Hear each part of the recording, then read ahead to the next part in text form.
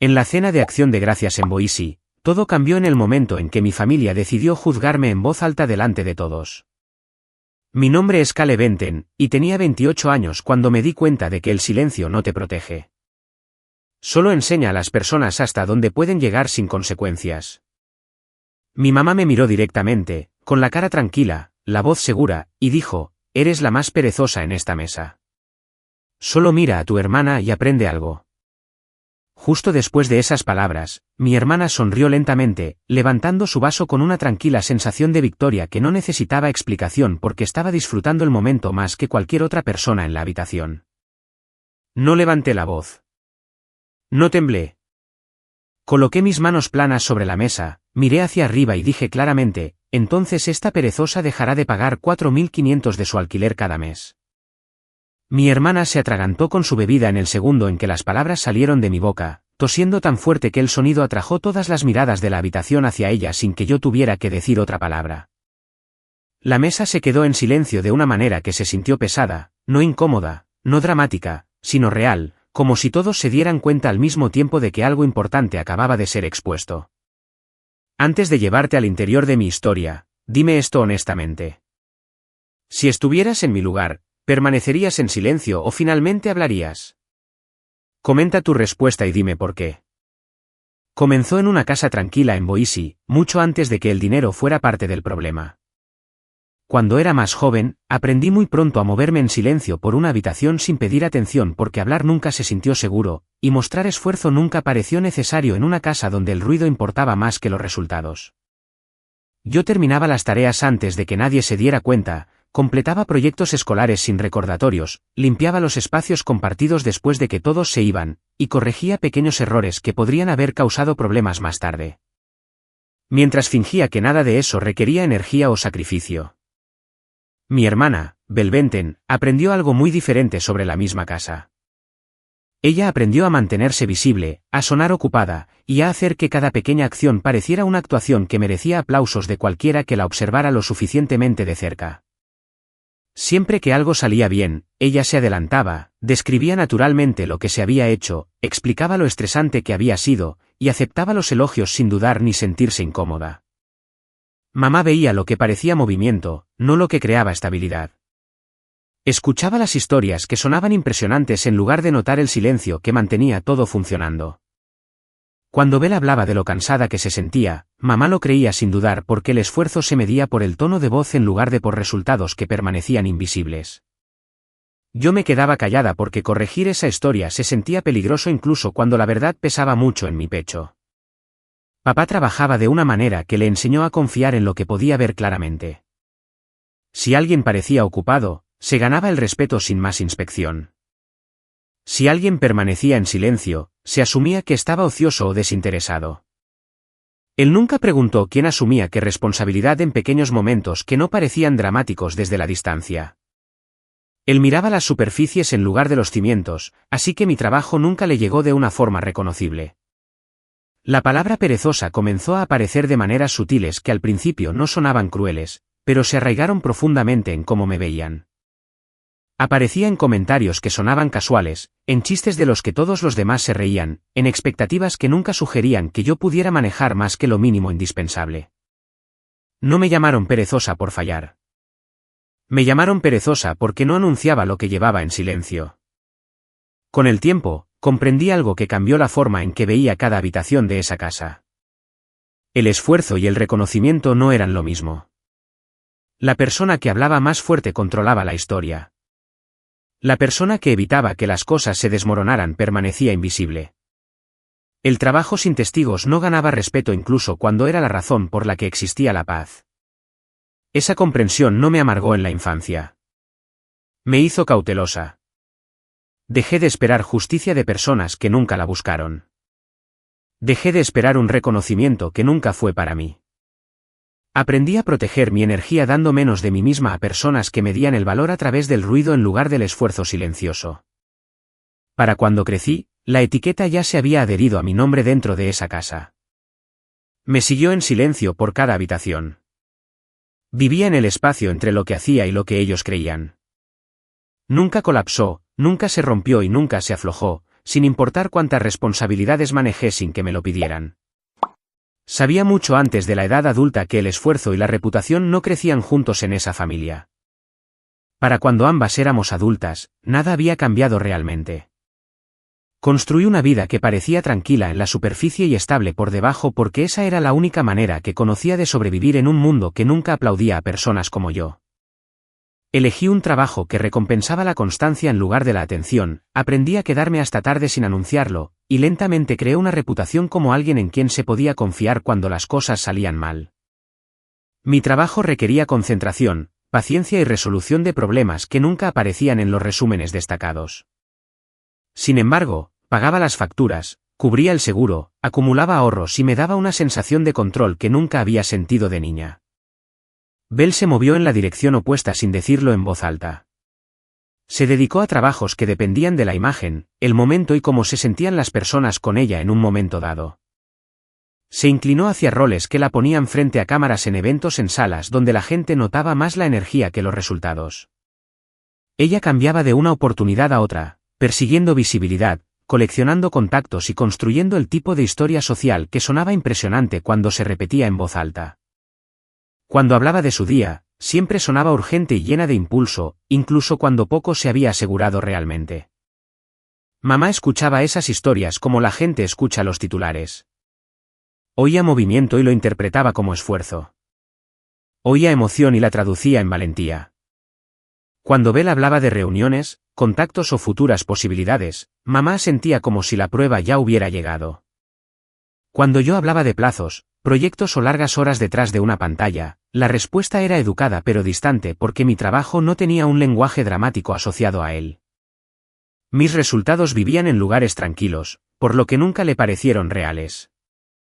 Papá nunca tuvo la intención de ser injusto, pero confiaba en lo que podía ver con sus propios ojos. Él entendía el agotamiento físico, los plazos visibles, las voces levantadas, el movimiento que llenaba una habitación. Cuando miraba mi trabajo, solo veía una silla, un escritorio, una pantalla de computadora y una cara tranquila. Él interpretaba esa calma como facilidad en lugar de disciplina. Lo llamaba trabajo ligero sin darse cuenta de que mi mente nunca se apagaba, incluso cuando mis manos estaban quietas. Para él, el esfuerzo solo existía si parecía incómodo desde fuera. En las cenas familiares, el patrón se volvió tan familiar que dejé de esperar algo diferente. Si alguien preguntaba a qué me dedicaba, respondía. Honestamente, explicaba la estructura de mi trabajo. Intentaba describir la presión sin quejarme. La conversación nunca permanecía allí por mucho tiempo. Siempre volvía hacia Belle, hacia su horario, hacia sus contactos, hacia lo impresionante que sonaba cuando describía la habitación a la que entraba. Empecé a sentirme como un personaje secundario en mi propia historia. No porque me sintiera pequeña, sino porque su atención nunca aprendió a posarse en otro lugar. Lo que cambió lentamente dentro de mí no fue la ira, sino la claridad. Comencé a comprender que la verdad importaba menos que la narrativa en esa casa. Los hechos no ganaban. El volumen sí. La consistencia no impresionaba. La actuación sí. Dejé de intentar explicarme de maneras que no podían oír. Dejé de ofrecer detalles que no llevaban a ninguna parte. Aprendí a mantener partes de mi vida en privado porque compartirlas solo enseñaba a la gente a minimizarlas. No hubo un argumento dramático que marcara esta realización. Sucedió en silencio mientras yo conciliaba cuentas tarde en la noche, revisaba informes que nadie en casa entendería jamás, y planeaba futuros por los que nadie preguntaba. Vi que mi estabilidad asustaba a las personas que vivían de la emoción porque la estabilidad no podía ser actuada. Vi que mi silencio se confundía con debilidad porque la debilidad era más fácil de entender para ellos que la moderación. Para entonces, ya no quería su aprobación tanto como quería paz. Quería control sobre mis elecciones. Quería una vida que no dependiera de aplausos para sentirse real. Seguí construyendo sin anunciar. Seguí creciendo sin actuar. Les dejé que mantuvieran su historia porque yo había empezado a escribir la mía en lugares que ellos nunca miraron de cerca. Esa fue la etapa de mi vida en la que finalmente acepté algo difícil sin resentimiento. La verdad de mi esfuerzo nunca importaría tanto como la historia que contara otra persona. Una vez que comprendí eso, dejé de intentar competir con una voz que siempre era más fuerte que la mía. No mucho después, envié el primer pago sin pensarlo demasiado. La primera llamada llegó una tarde-noche, cuando el día ya había agotado la mayor parte de mi energía, dejándome en ese estado de tranquilidad donde decir sí se siente más fácil que hacer preguntas. La voz de Bell sonaba áspera en los bordes, tensa de una manera que se sentía lo suficientemente real como para asustarme. Dijo que había calculado mal el momento de sus comisiones. Dijo que el propietario ya no tenía paciencia. Dijo que el aviso en su puerta se sentía humillante. Escuché más tiempo de lo que debería haberlo hecho porque el miedo tiene un tono difícil de ignorar cuando pertenece a alguien con quien creciste. En ese momento, ayudar se sintió lógico, no emocional. Abrí mi aplicación bancaria mientras ella seguía hablando, moví el dinero antes de que terminara de explicar los detalles, y luego le dije que no se preocupara porque era temporal, porque era solo un pequeño puente para ayudarla a superar un momento estresante. Creí esa frase mientras la decía. Lo creí porque me habían enseñado a resolver problemas en silencio en lugar de estudiar por qué existían. El mes siguiente no se sintió como un patrón al principio. Se sintió como un mal momento, un golpe de mala suerte, papeleo lento, transferencias tardías. Bell se volvió más suave conmigo. Su tono cambió de urgencia a familiaridad. Comenzó a hablar como si apoyarse en mí no fuera una petición, sino un entendimiento compartido entre dos hermanas. No discutí porque quería creer que la confianza era más fuerte que la incomodidad. Me dije a mí misma que el verdadero apoyo familiar no debía sentirse calculado. Lentamente, mis hábitos cambiaron sin ceremonia. Dejé de buscar vuelos cuando mis amigos hablaban de viajes de fin de semana. Elegí comestibles más baratos sin pensarlo. Retrasé el reemplazo de zapatos incluso cuando las suelas se desgastaron. Cancelé planes que requerían explicación porque explicar se sentía más pesado que ajustar mi propia vida. Nada de esto se sintió dramático en ese momento. Se sintió como responsabilidad. Se sintió como la edad adulta. Bell se ajustó en una dirección diferente. Su tono se volvió más ligero. Su estrés sonaba ensayado en lugar de crudo. Dejó de agradecerme. Empezó a decirme que mes sería mejor, que oportunidad estaba cerca, que conexión estaba a punto de dar sus frutos. Las conversaciones duraban más pero decían menos. Empecé a notar que la historia siempre tenía un final feliz justo al alcance, siempre un paso más allá del presente, siempre necesitando un mes más de paciencia. Lo peor no era el dinero en sí. Era la forma en que mi mente se reorganizaba lentamente alrededor de la obligación. Empecé a planificar mi presupuesto con el alquiler de ella ya restado como si fuera una factura fija que siempre había debido. Revisaba mi propio saldo con un miedo silencioso que se sentía vergonzoso porque existía en silencio. Dejé de hablar de mis metas porque se sentían irrelevantes cuando se medían contra la emergencia de otra persona. No me sentía generosa. Me sentía atrapada dentro de una versión de mí misma que seguía aceptando porque parar se sentía egoísta. Mamá nunca cuestionó de dónde venía la estabilidad de Bell. Elogió el esfuerzo porque lo podía oír. Admiraba el movimiento porque para ella parecía ambición. Ella nunca preguntó cómo se cubría el alquiler. Nunca preguntó por qué el apartamento permanecía intacto por las consecuencias. Nunca notó que mi estilo de vida se reducía cada mes. Papá no vio nada inusual porque nada ruidoso estaba sucediendo a mi alrededor. Mi sacrificio no tenía sonido, por lo que no tenía forma en sus ojos. El desequilibrio comenzó a instalarse en mis pensamientos de maneras silenciosas que aún no se sentían como ira. Lo noté cuando dudaba antes de ir de compras. Lo noté cuando evitaba a mis amigos. Lo noté cuando mi reflejo se veía más cansado mientras su mundo social permanecía brillante. Todavía la amaba. Todavía quería que estuviera a salvo. También empecé a sentir que algo injusto se estaba acumulando dentro de mí, lo suficientemente lento como para evitar la atención, pero lo suficientemente real como para cambiar la forma en que respiraba. Me dije a mí misma que terminaría una vez que ella encontrara su equilibrio. Me dije a mí misma que la verdadera ayuda nunca se contaba. Me dije a mí misma que ser fuerte significaba estar en silencio. Esos pensamientos me mantuvieron adelante más tiempo de lo que la lógica jamás podría, incluso cuando el patrón ya no se sentía como ayuda y comenzó a sentirse como posesión. La semana antes de Acción de Gracias se sintió diferente incluso antes de que alguien dijera algo. El trabajo cambió de maneras que no esperaba. No a través del ruido o la celebración, sino a través de un reconocimiento silencioso que se posó sobre mí como un peso tranquilo. Mi supervisor me llamó a una pequeña sala de conferencias donde la luz del sol se colaba por las persianas en delgadas líneas doradas, diciéndome que mis proyectos habían estabilizado varias brechas operativas que otros no habían notado.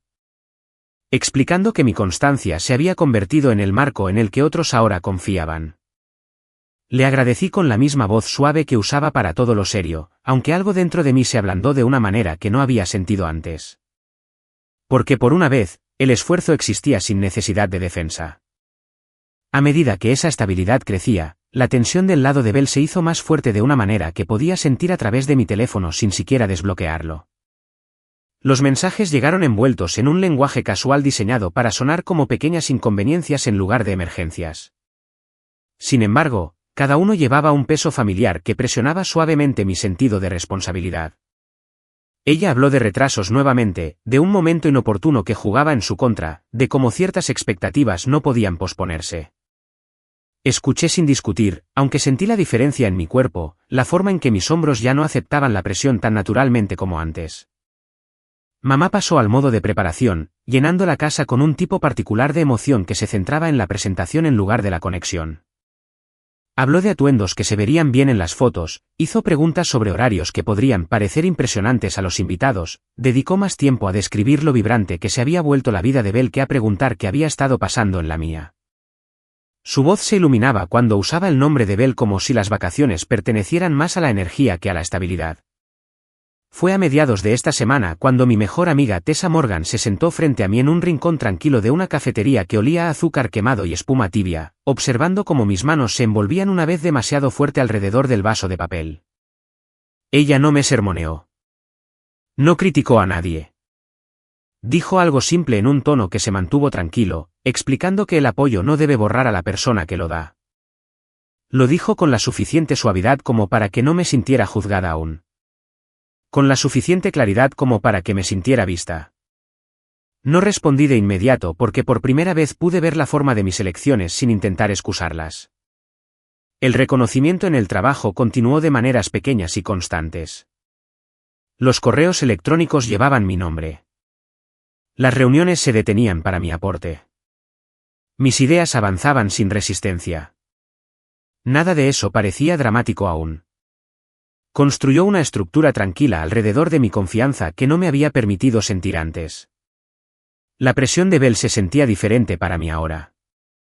Cada petición sonaba igual que siempre, sin embargo, la escuchaba con oídos más claros. El patrón ya no se sentía invisible. Se sentía trazado. Se sentía familiar de una manera que hacía que mi pecho se apretara en lugar de suavizarse. Noté cómo el momento siempre se inclinaba hacia la urgencia. Noté cómo el lenguaje evitaba la responsabilidad real. Noté con qué frecuencia me ajustaba sin que me lo pidieran directamente. Mamá seguía hablando de la disposición de la mesa, la lista de invitados, las historias que quería que la familia pareciera desde fuera. Asentí durante esas conversaciones mientras algo nuevo crecía en silencio dentro de mí. Una línea delgada pero sólida que separaba lo que era mío de lo que no lo era. No confronté a nadie esa semana. No anuncié cambios. Simplemente comencé a dibujar fronteras invisibles dentro de mis pensamientos, decidiendo dónde terminaría mi cuidado, incluso si mi amor no lo hacía. Para cuando se acercó Acción de Gracias, ya no me sentía como una presencia de fondo en mi propia vida, aunque no había dicho esa verdad en voz alta. Cuando me senté en esa mesa, ya me sentía agotada por dentro. La silla se sintió más pesada de lo que debería cuando la acerqué, no por su peso, sino por la silenciosa presión que se había estado acumulando dentro de mí durante años sin alivio. Doblé mis manos suavemente, mantuve mis ojos al nivel de la mesa y observé con qué facilidad todos los demás se acomodaban en una comodidad que nunca había sido para mí. Mamá levantó su vaso lentamente, su sonrisa pulida de una manera que se sentía más como actuación que como calidez, mientras sus ojos se movían por la mesa con confianza, como si ya supiera cómo se suponía que debía verse el momento. finalmente dijo, simplemente me siento orgullosa porque en esta familia, algunas personas entienden cómo es el esfuerzo real, y algunas personas saben cómo trabajar en lugar de simplemente existir en silencio en segundo plano. Hizo una pausa lo suficientemente larga para que el silencio se extendiera antes de volver su mirada hacia Belle. Añadió, así es como se ve el trabajo duro. Solo mira a tu hermana. Belle se recostó ligeramente en su silla, relajó sus hombros de una manera que se sentía practicada, y permitió que una sonrisa lenta y deliberada apareciera en la esquina de su boca. Ella levantó su vaso con un cuidadoso movimiento de muñeca, tomó un pequeño sorbo y me miró brevemente antes de desviar la mirada como si ya hubiera decidido lo pequeña que debía sentirme. Sentí la familiar opresión en mi pecho, la presión que solía silenciarme antes de que mis pensamientos pudieran existir plenamente. Pero esta vez, permití que el sentimiento permaneciera sin dejar que doblara mi columna o temblaran mis manos. Alargué la mano para tomar mi agua, tomé un sorbo medido sin urgencia, y dejé el vaso con control antes de levantar la vista. Dije, entonces esta perezosa dejará de pagar 4.500 de su alquiler cada solo mes. Mi voz se mantuvo tranquila. Mi respiración permaneció regular. Mis manos no rompieron su quietud. El aire se movió de una manera lenta, casi visible, no a través del ruido, sino a través de la tensión, como si la propia habitación necesitara un momento para decidir cómo reaccionar.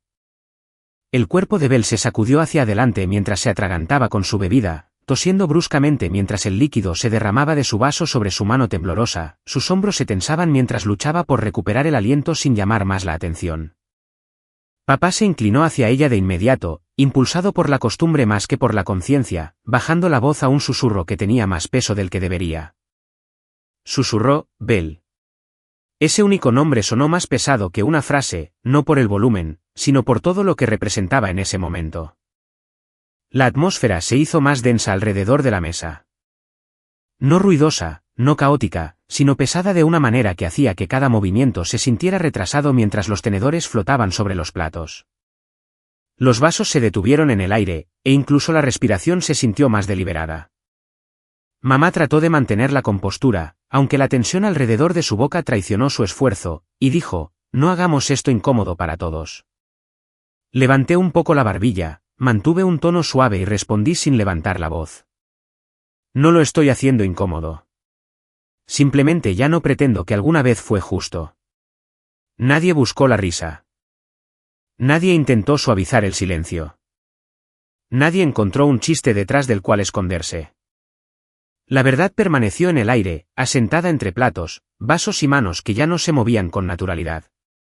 Mientras Belle evitaba mis ojos, concentrándose por completo en limpiarse los dedos con una servilleta que se rasgó ligeramente por la presión de su agarre. Papá se aclaró la garganta suavemente, pero eligió no hablar, sus dedos permanecieron cerca de su vaso sin levantarlo, mientras mamá ajustaba un plato que no tenía razón para ser movido. Sus manos demasiado cuidadosas, demasiado controladas, demasiado lentas. Dentro de mí, algo cambió, no con ira, no con ruido, sino con una tranquila sensación de finalidad que se sentía más fuerte que el miedo, mientras el peso que había cargado comenzó a aflojarse sin necesidad de permiso. Por primera vez, el silencio no me hizo sentir pequeña.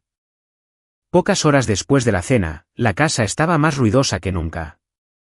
La sala de estar se sentía apretada, como si las paredes se hubieran acercado sin que nadie se diera cuenta, presionando el aire hasta que cada respiración se sentía como una decisión que debía tomarse. Nadie se sentó cómodamente. Nadie fingía ya. Cada sonido provenía del mismo lugar, un lugar crudo donde las palabras dejaron de ser educadas y comenzaron a convertirse en armas que habían estado esperando durante años. Mamá se paró cerca del extremo del sofá y habló primero, su voz cortando el espacio con una agudeza que ya no intentaba ocultar mientras decía, «Avergonzaste a tu propia hermana delante de todos, ¿y a eso le llamas respeto?» Papá permaneció de pie, con los brazos cruzados, su voz más baja. Pero más pesada cuando respondió, «No podemos seguir llamando falta de respeto a la verdad solo porque duela». Sus palabras no calmaron la habitación. Profundizaron la grieta que ya se había formado. Belle no esperó. Dio un paso adelante rápidamente, con la mandíbula apretada, sus ojos fijos en los míos, y dijo, «Crees que eres fuerte ahora porque te escucharon, pero solo demostraste lo egoísta que realmente eres».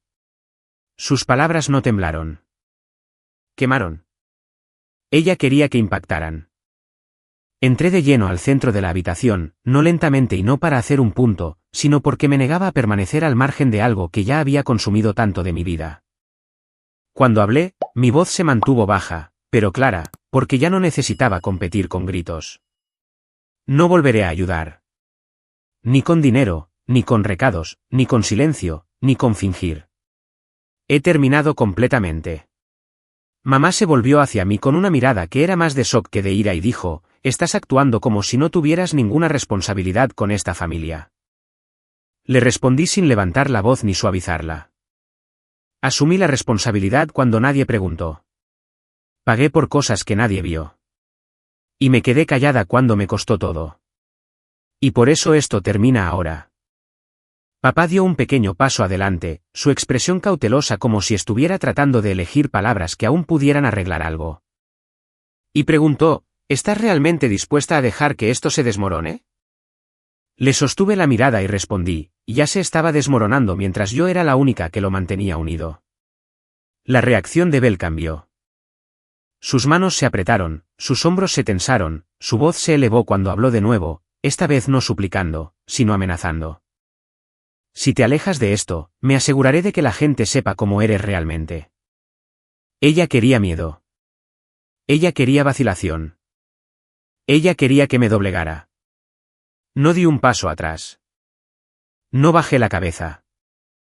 No intenté defenderme. La habitación se quedó en silencio de una manera que se sintió más pesada de lo que se habían sentido los gritos. Nadie se movió. Nadie interrumpió. Incluso mamá dejó de hablar. Incluso papá dejó de ajustar su postura.